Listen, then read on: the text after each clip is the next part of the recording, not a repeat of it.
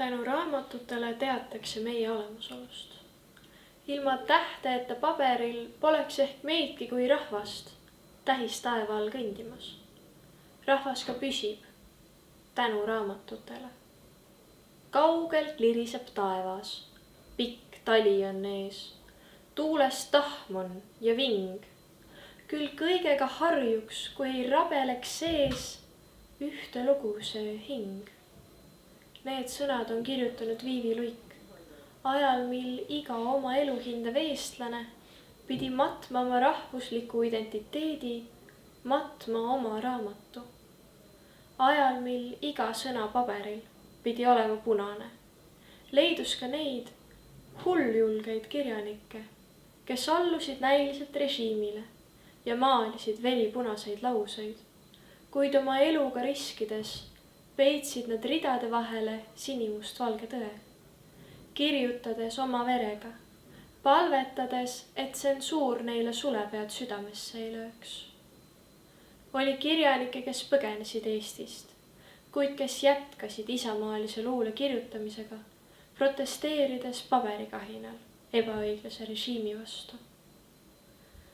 Muldmust on maa, lund ootamises, lootmises, ei vabaks veel saa ramp raskusest maa. Pilv metsikuna pilve metsas puskleb. Lund valget valla veel ei saa. Langeb lund, punast lund. Jõekallastele, puude latvadele, rannale.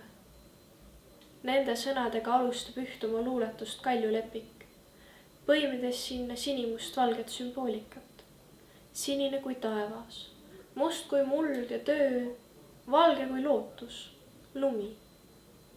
Aga ka punane kui okupatsiooni sandistav võim, mis katab kogu maa, tahab matta kogu lootuse. Ta kirjeldab vaikset, mitmetähenduslikku sõda.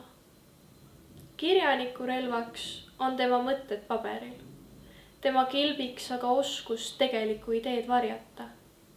Kirjaniku leivaks on tema sõnad. Kui tema sõnad ei meeldi võimule, ei saa ta leiba. Ta nälgib, ta sureb. Ometi on kirjanik valmis riskima, uskudes, et tema sõnal on mingigi võim anda lootust kas või mõnele inimesele. Enn Uibo, Sõbrale vangilaagrist, viimased read. Kui kord kõrgele heiskad lipu sinimust valge ja oled sönatu millegi üleva ees, mõtle mulle, kes okastraatidest pärga kandsin palju aastaid nende värvide eest.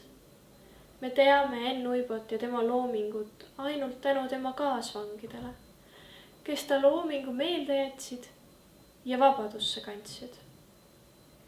Sõnal on jõud, suurem kui arvata oskame. Raamatutel on olnud võim olla meie alguseks, meie identiteedi hoidjateks, anda meile lootust.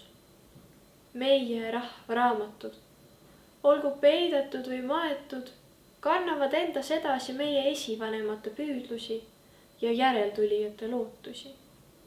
Niisiis, kaitskem oma rahvast, kaitskem oma raamatuid. Tänu neile jääme me püsima.